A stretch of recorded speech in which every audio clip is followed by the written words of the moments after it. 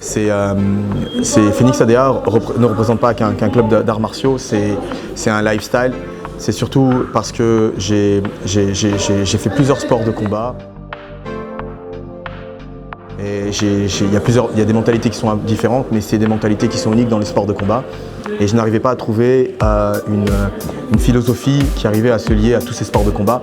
On l'y a beaucoup dans les arts martiaux, mais on la perd de plus en plus.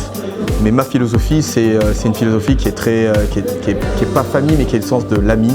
Et donc, j'ai essayé de créer un club où on avait une véritable amitié dans le cours et on avait ce respect de l'amitié. Donc cette philosophie a vraiment fonctionné, puisque maintenant ça fait 10 ans que le club existe et qu'on a nommé ça à ce moment-là Phoenix ADA. ADA est ami des amis. Et justement, la volonté était qu'on ne faisait pas de publicité, c'était un ami qui venait en chercher un autre pour lui dire de venir s'entraîner. Au final, sur le tatami, il n'y a que des amis puisque, étant donné que c'est que du bouche à oreille, les personnes qui sont sur le tatami se connaissent tous ou ont un lien en commun via un autre.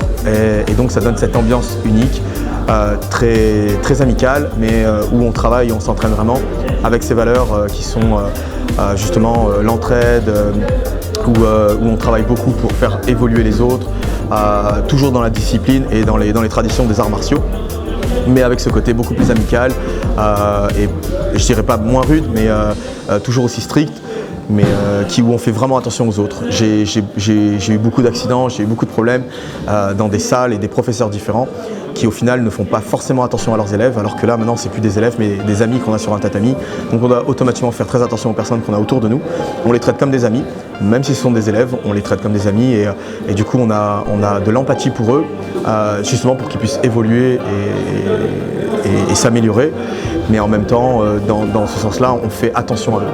Et donc du coup, on est arrivé dans Phoenix ADA à créer plusieurs disciplines, dont la boxe thaï, le grappling, qui sont les sports phares en fait, de Phoenix ADA.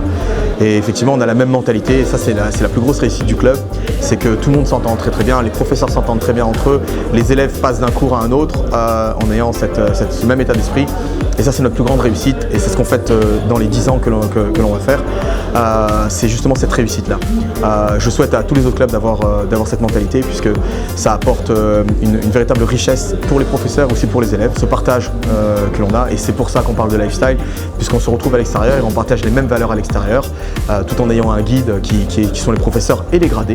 Et je reviens sur ce que je disais au début, ce club, j'en suis peut-être le fondateur, mais je ne serais jamais arrivé à le fonder seul, sans avoir les personnes qui m'ont entouré et ce noyau dur qu'il y a autour de moi, qui fait la richesse de ce club, parce que tout seul, on ne crée pas autant de choses, mais ma richesse, c'est d'avoir été accompagné et d'avoir été entouré par des personnes exceptionnelles qui font ce club.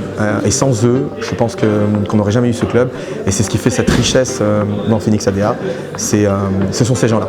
Et je me bats aujourd'hui pour ces personnes-là, et uniquement pour ces personnes-là. Et c'est ce qui fait justement que Phoenix a cette philosophie, cette mentalité et cette ambiance, parce qu'en fait, tout le monde se bat pour que ce club, non pas qui perdure, mais surtout pour faire grandir cette façon de faire et cette ambiance et cette mentalité, pour qu'on puisse le partager à l'extérieur aussi, pour donner cet exemple.